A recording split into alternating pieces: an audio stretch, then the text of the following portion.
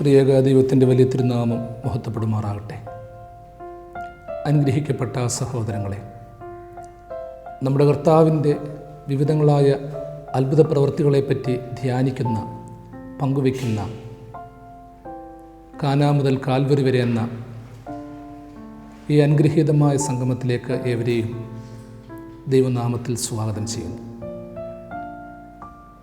കർത്താവിൻ്റെ ഓരോ അത്ഭുത പ്രവൃത്തികളും എൻ്റെ ജീവിതത്തിന് വെളിച്ചവും ഉണ്മയും തേജസ്സുമാണെന്നുള്ള തിരിച്ചറിവും ആ ആഴമേറിയ കാഴ്ചപ്പാടും നമ്മുടെ ജീവിതത്തെ ബലപ്പെടുത്തട്ടെ എന്ന് ആമുഖമായിട്ട് ഓർപ്പിക്കുകയാണ്.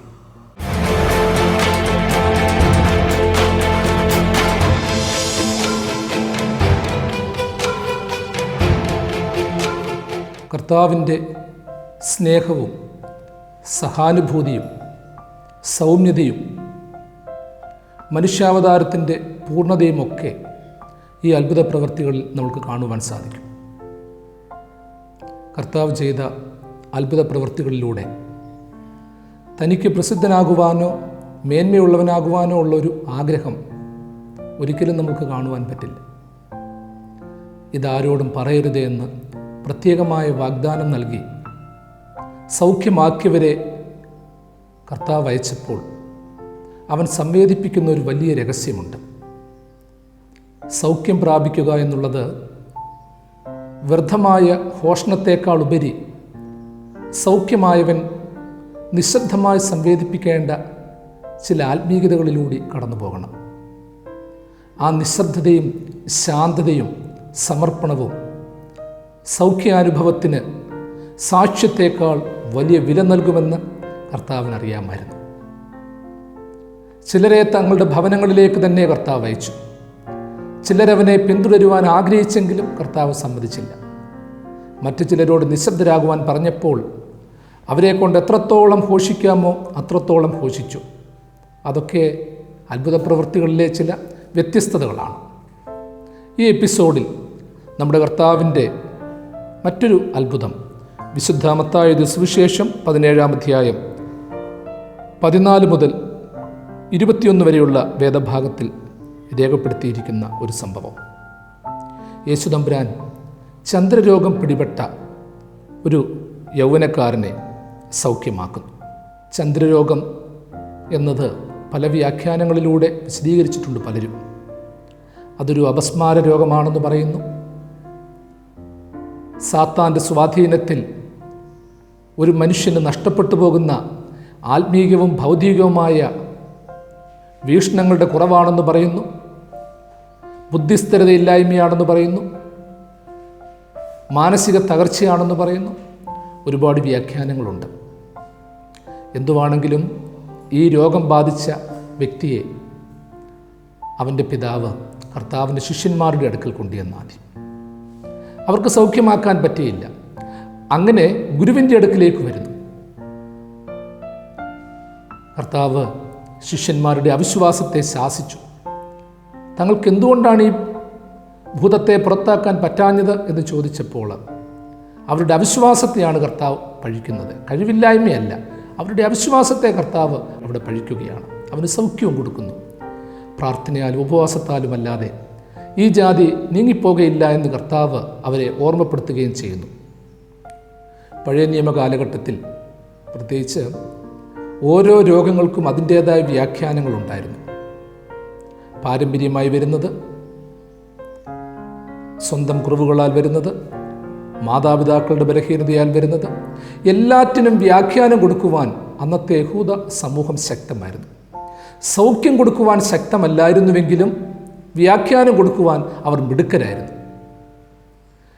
ഓരോ രോഗത്തിൻ്റെയും കാഠിന്യം അനുസരിച്ച് മതജീവിതത്തിൽ നിന്നും സാമൂഹ്യ ജീവിതത്തിൽ നിന്നും രോഗം ബാധിച്ചവരെ അകറ്റി നിർത്തുവാൻ അവർ മുന്നിട്ട് നിന്നിരുന്നു. കർത്താവ് ലക്ഷ്യം വെച്ചത് ഇപ്രകാരം രോഗം വന്നവരെ അകറ്റി നിർത്തുക എന്നുള്ളതല്ല, അവരെ ഏത് രീതിയിൽ പ്രാർത്ഥനാനുഭവത്തിലേക്കും ആത്മീക ജീവിതാനുഭവത്തിലേക്കും നയിക്കുക എന്നുള്ള ഒരു വലിയ ഉദ്ദേശമായിരുന്നു. നാമും ലക്ഷ്യം വെക്കേണ്ടത് അങ്ങനെയാണ്. ഓരോ മനുഷ്യരെയും അകറ്റി നിർത്തുവാൻ വളരെ എളുപ്പമാണ്. എന്നാൽ ആത്മീയതയുടെ ഉൾത്തളങ്ങളിലേക്ക് അവരെ ആകർഷിച്ചു നിർത്തുവാനും വിശുദ്ധാനുഭവത്തിലെത്തിക്കുവാനും നമുക്കെന്ത് ചെയ്യാൻ സാധിക്കും? കർത്താവിൻ്റെ അത്ഭുത പ്രവൃത്തികളിൽ എങ്ങനെ പങ്കാളികളാകാൻ പറ്റും? അതിനെപ്പറ്റിയുള്ള ഒരു ധ്യാനവും വിചിന്തനവുമാകട്ടെ ഇന്നത്തെ ഈ അത്ഭുത പ്രവൃത്തിയെപ്പറ്റിയുള്ള വ്യാഖ്യാനം.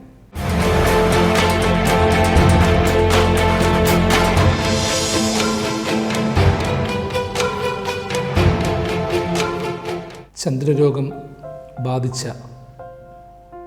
മകൻ്റെ സൗഖ്യത്തിനു വേണ്ടി യേശുതമ്പുരാനെ സമീപിക്കുന്ന ഒരു പിതാവ്, രോഗബാധിതൻ, തങ്ങൾക്ക് അത്ഭുതം പ്രവർത്തിക്കാൻ പറ്റിയില്ലല്ലോ എന്ന് വ്യസനിക്കുന്ന ശിഷ്യന്മാർ, ഇവരെല്ലാം കൂടെ ചേരുന്നതാണ് ഈ അത്ഭുത പ്രവർത്തനത്തിൻ്റെ പശ്ചാത്തലം. ചന്ദ്രരോഗം ബാധിക്കുക എന്ന് വെച്ചാൽ ഒരു മനുഷ്യൻ്റെ ബുദ്ധിമണ്ഡലത്തിന് ഉണ്ടാകുന്ന ചില മാറ്റങ്ങൾ. ഒരു മനുഷ്യൻ്റെ ബുദ്ധിമണ്ഡലവും ഭൗതിക മണ്ഡലവും മാത്രമേ അന്നത്തെ സമൂഹം പ്രാധാന്യത്തോടെ കണ്ടുള്ളൂ. ആത്മാവിനെയും മനസ്സിനെയും അവർ പ്രാധാന്യത്തോടെ കണ്ടില്ല. ആത്മാവും മനസ്സും കൂടി ശരിയായ തലത്തിലാകുമ്പോൾ മാത്രമേ ശാരീരിക തലം പൂർണ്ണതയിലെത്തുകയുള്ളൂ. ചില അസുഖങ്ങളുടെയൊക്കെ പ്രത്യേകത എങ്ങനെയാണ്? ചില അസുഖം അത് മാരകമാണെങ്കിലും പുറമേ അറിയപ്പെടുന്നില്ല. ഹൃദ്രോഗം, ക്യാൻസർ, എയ്ഡ്സ്, ഇങ്ങനെയൊക്കെയുള്ള അസുഖം മനുഷ്യ ശരീരത്തിൽ രൂപപ്പെടും. സന്ധിവാതം പോലെയുള്ള അസുഖങ്ങളും ശരീരത്തിനുള്ളിൽ രൂപപ്പെടും. ഒരുപക്ഷെ പെട്ടെന്ന് പുറമേ അത് അറിയപ്പെടണമെന്നില്ല. രഹസ്യമായി ശാരീരിക കലകളെ, കോശങ്ങളെ നശിപ്പിക്കുന്ന അസുഖങ്ങളാണ് പലപ്പോഴും കൂടുതലായിട്ടുള്ളത്. എന്നാൽ മറ്റു ചില അസുഖങ്ങൾ അതങ്ങനെയല്ല, അത് പുറമേ പ്രകടമാണ്. ത്വക്ക് രോഗങ്ങൾ, മാനസിക പ്രശ്നങ്ങൾ പലപ്പോഴും നിസ്സാരമെന്ന് തോന്നിയാലും അത് സമൂഹത്തിലുണ്ടാക്കുന്ന അസ്വസ്ഥത വലുതാണ്. ആഴമേറിയ മുറിവുകളും നൊമ്പരങ്ങളും ഉള്ളപ്പോഴും ഒരുപക്ഷേ അത്തരത്തിലുള്ള രോഗികൾ പുറമേ അത്ര പ്രകടിപ്പിക്കാറില്ല. നമുക്കൊക്കെ അറിയാം, നമ്മളിൽ പലരും പലവിധമായ അസുഖത്തിന് ചികിത്സ തേടുന്നവരാണ്. ഓപ്പറേഷനുകൾ നടത്തുന്നുണ്ട്, ഡയാലിസിസ് നടത്തുന്നവരുണ്ട്, പലവിധമായ അസുഖങ്ങൾക്ക് മരുന്ന് കഴിക്കുന്നവരുണ്ട്. പക്ഷേ ഈ പല വേദനകളുണ്ടെങ്കിലും നമ്മൾ അതൊക്കെ അടക്കിപ്പിടിക്കും, പുറമേ ഒന്നും കാണിക്കത്തില്ല. എന്നാൽ ഒരു മനുഷ്യന് മാനസിക രോഗമാണ് വരുന്നതെങ്കിൽ, അപസ്മാരമാണ്, ചന്നിയാണ്, ഇത്തരത്തിലുള്ള ചില അസുഖങ്ങൾ വരുമ്പോൾ നമ്മൾ അറിയാതെ തന്നെ നമ്മുടെ നിയന്ത്രണം നഷ്ടപ്പെട്ടു പോകും. അവിടെ അട്ടഹാസമുണ്ടാകും, ഭവനങ്ങളിൽ നിന്ന് ഇറങ്ങിപ്പോകും, മറ്റുള്ളവരെ ഉപദ്രവിക്കും. ഭീതിതമായൊരു അന്തരീക്ഷമാണ് സൃഷ്ടിക്കുന്നത്. മാനസിക രോഗവും ക്യാൻസറും നമ്മൾ ഒരുമിച്ചൊന്ന് പരിഗണിച്ചാൽ തീവ്രത കൂടുതൽ ക്യാൻസർ രോഗത്തിന്. കാരണം അത്രമാത്രം അത് ശരീര കലകളെ കൊന്നൊടുക്കുകയാണ്. എന്നാൽ മാനസിക രോഗം പെട്ടെന്ന് ജീവനെ കൊല്ലുന്നതല്ല, പക്ഷേ അത് ബുദ്ധിയെ തകർക്കുകയാണ്. ഇവിടെ ചന്ദ്രരോഗത്തിൻ്റെ പ്രത്യേകത അതാണ്. അത് ബുദ്ധിയെ തകർത്ത്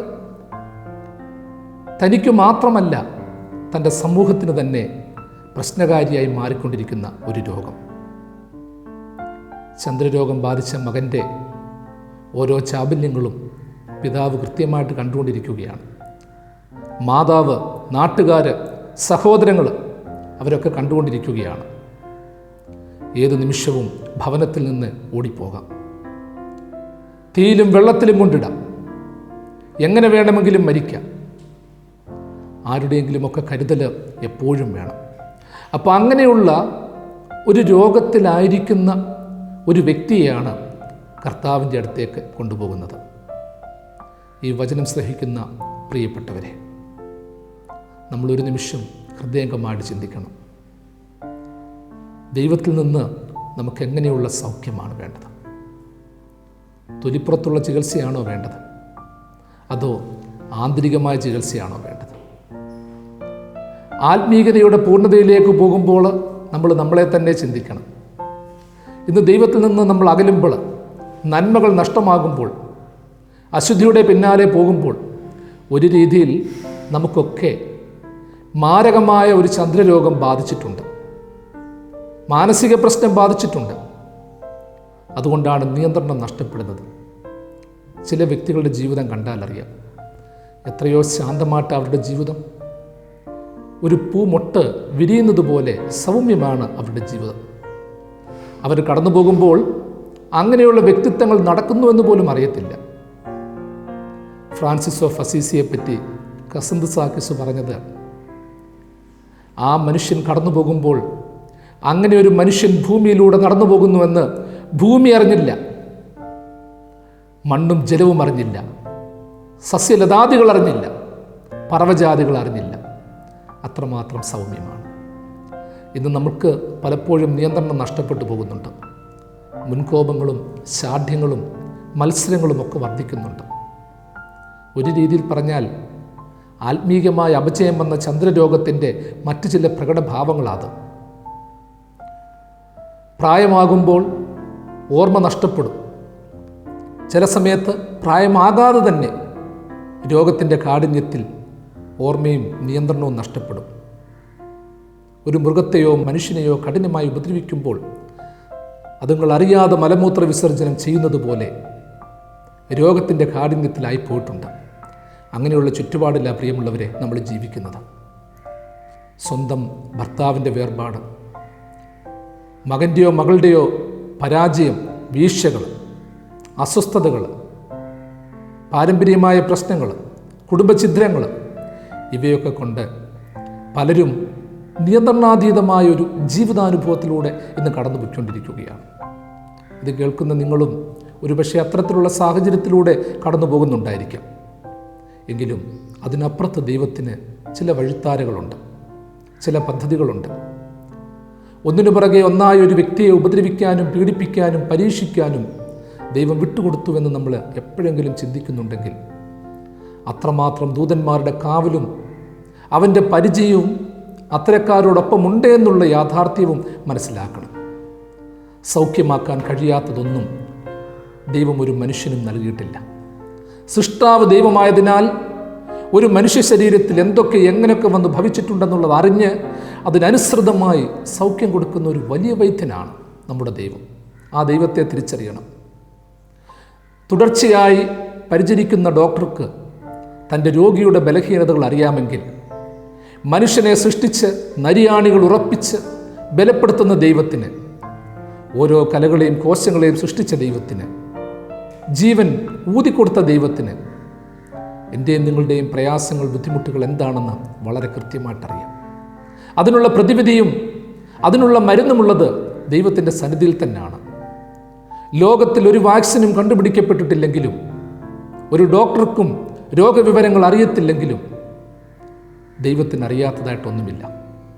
ആ ദൈവത്തെ നമ്മൾ തിരിച്ചറിയണം, അവൻ്റെ മുൻപിലേക്ക് കടന്നു ചെല്ലണം. ഇതാ ആ ചന്ദ്രരോഗിയുടെ ഓട്ടം, അവൻ്റെ നോട്ടം, അവൻ്റെ സ്പർശനങ്ങൾ, അവൻ്റെ ചാബല്യങ്ങൾ, അതൊരു സമൂഹത്തെ മൊത്തം നൊമ്പരപ്പെടുത്തിയെങ്കിൽ അവൻ്റെ സൗഖ്യവും അതേപോലെ ആകണമെന്ന് ആ സമൂഹം ആഗ്രഹിക്കുന്നുണ്ട്. അതിനുവേണ്ടിയുള്ള ഉൾക്കാഴ്ച ഈ ചിന്തയിലൂടെ നമുക്ക് ലഭിക്കണം.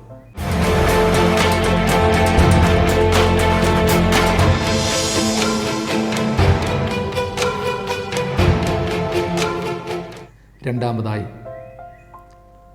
യേശുതമ്പുരാൻ്റെ അടുക്കൽ അവനെ എത്തിക്കുന്നതിന് മുൻപ് ശിഷ്യന്മാരുടെ അടുക്കിലേക്ക് പോകുന്നു. തുടർന്നാണ് കർത്താവിൻ്റെ സന്നിധിയിലേക്ക് അവൻ്റെ പിതാവ് അവനെ എത്തിക്കുന്നത്. കർത്താവിൻ്റെ ശിഷ്യന്മാർ ഒരുപാട് അത്ഭുതങ്ങൾ പ്രവർത്തിച്ചിട്ടുള്ളവരാണ്. അതിശയകരമായി കർത്താവിൻ്റെ നാമത്തിൽ ഓരോരോ അത്ഭുതങ്ങൾ പ്രവർത്തിച്ച് സമൂഹത്തിന് വെളിച്ചമായിട്ടുള്ളവരാണ്. ഈ മനുഷ്യനെയും അവരുടെ അടുക്കൽ കൊണ്ടുപോകുന്നു. എന്നാൽ അവർക്കത് സാധിക്കുന്നില്ല.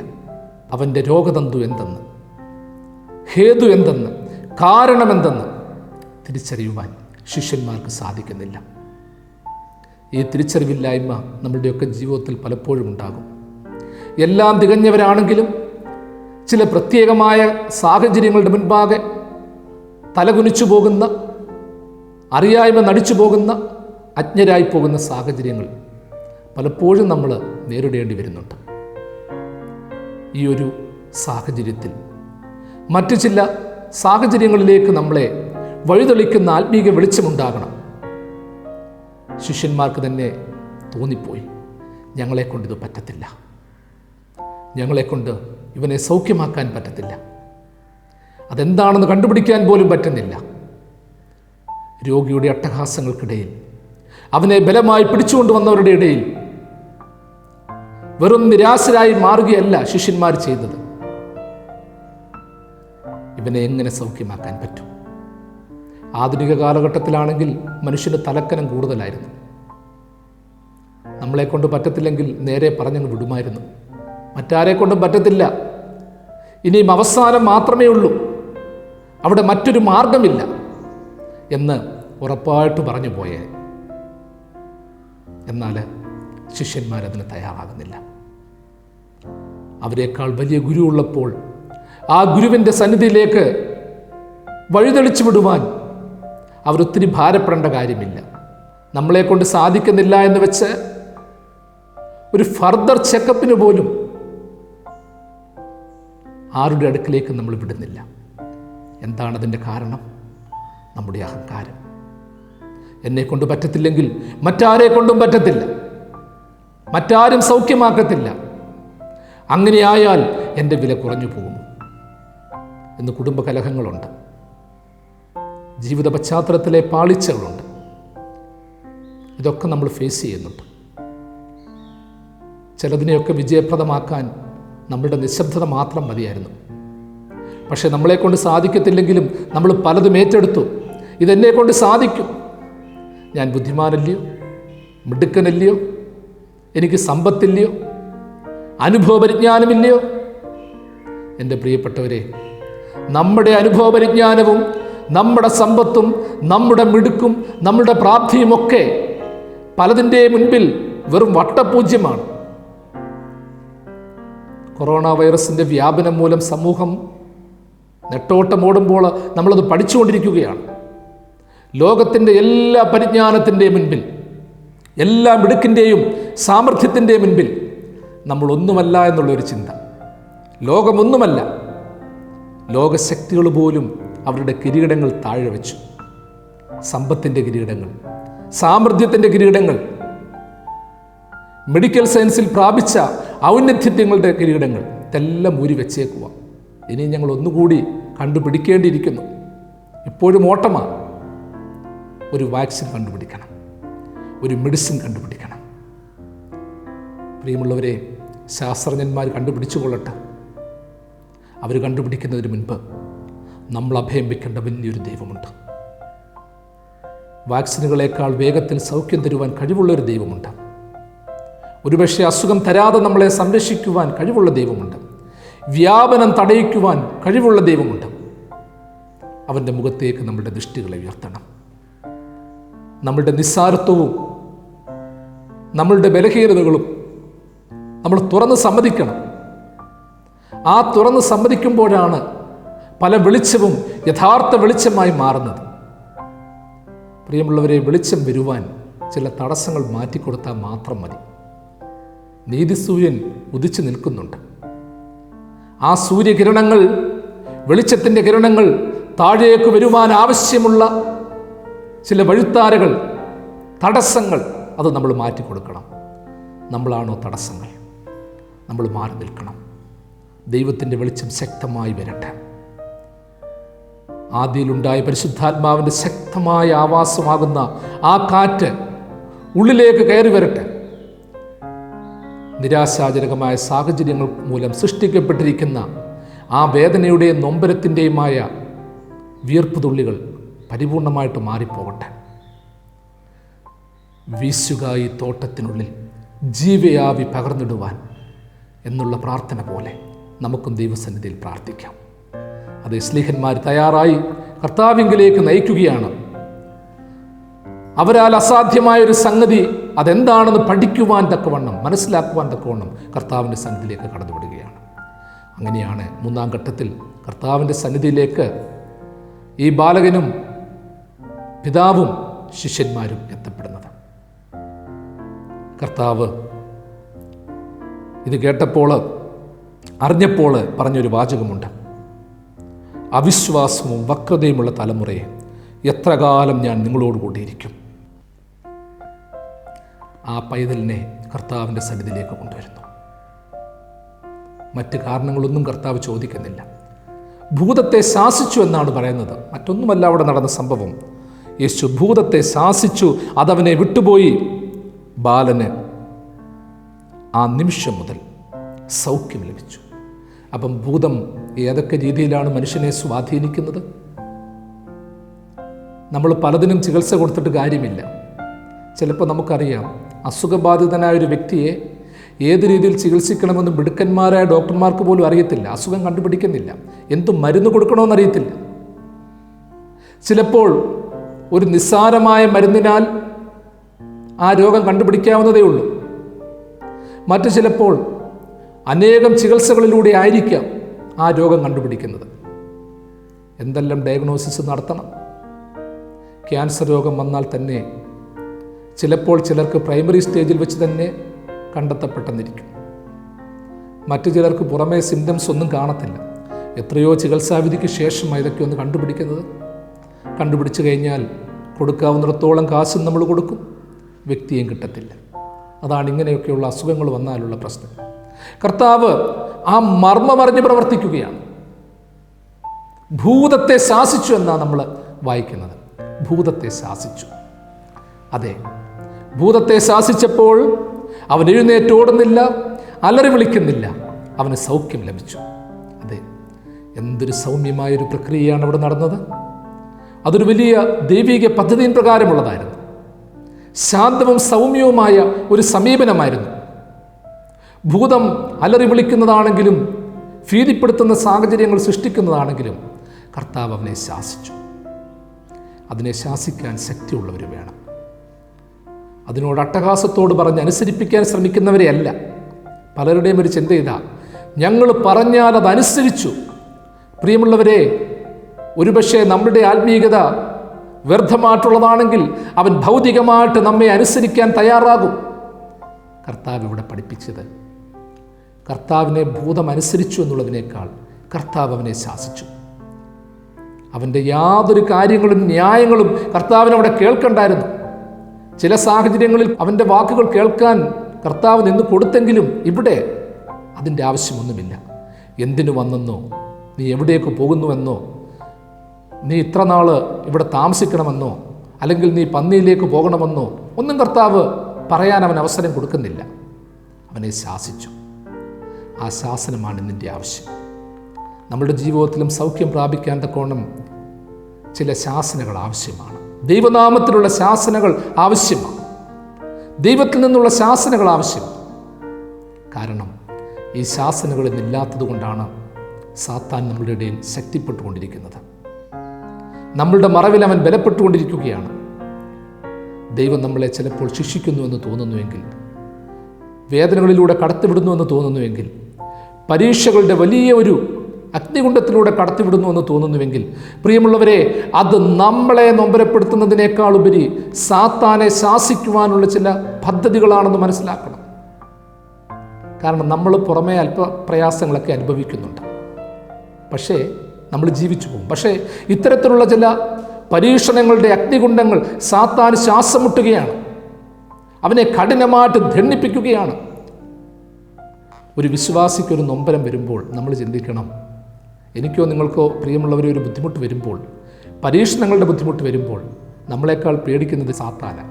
അവനാണ് കൂടുതൽ വേദന അനുഭവിക്കുന്നത്. ഒരടി ദൈവം തരുമ്പോൾ ആ അടി യഥാർത്ഥത്തിൽ ഏൽക്കുന്നത്, കൂടുതലേൽക്കുന്നത് ദുരാത്മാവിനാണ്. അവൻ ആ ശാസനമേറ്റ് വാങ്ങുന്നുണ്ട്. ദൈവം നമ്മളെ തിരുത്തുന്നെങ്കിൽ, അനീതികളിൽ നിന്നും അശുദ്ധികളിൽ നിന്നും മാറണമെന്ന് കഠിനമായിട്ട് പറയുന്നുവെങ്കിൽ, അത് കഠിനമായി തുളച്ചു കയറുന്നത് സാത്താനിലാണ്. കാരണം അവനറിയാം നമ്മളോടല്ല ദൈവത്തിൻ്റെ ഈ പദ്ധതി, മറിച്ച് അവനോട് തന്നെയുള്ള ശിക്ഷയുടെ പദ്ധതിയാണെന്ന് സാത്താൻ അറിയാം. അനുഗ്രഹിക്കപ്പെട്ട സഹോദരങ്ങളെ, ചന്ദ്രരോഗം ബാധിച്ച ആ യൗവനക്കാരൻ്റെ സൗഖ്യം നമ്മൾക്കൊക്കെ ഒരു ഉൾക്കാഴ്ചയാകണം. വേണ്ട രീതിയിലുള്ള ചികിത്സയും ശാസനവും ലഭിക്കുമ്പോൾ എത്തേണ്ടവൻ്റെ അടുത്തേക്ക് എത്താനുള്ള ആ ഒരു വലിയ ഉൾവിളി ലഭിക്കുമ്പോൾ അതിനുള്ള അവസരം നാം കളയരുത്. ആധുനിക ലോകത്തിൽ നമ്മളുടെ ഓരോ ചലനങ്ങളും ഇന്ന് ഒരു രീതിയിൽ പറഞ്ഞാൽ ആ സൗഖ്യത്തിന് വേണ്ടിയാണോ, സൗഖ്യത്തിൽ നിന്ന് അകലാൻ വേണ്ടിയുള്ളതാണോ? ഉത്തമ വൈദ്യനുള്ളപ്പോൾ പൊട്ടക്കിണറുകളുടെ പിന്നാലെ പോകുന്ന ഒരു തലത്തിലേക്ക് നമ്മൾ മാറിയിരിക്കുകയാണ്.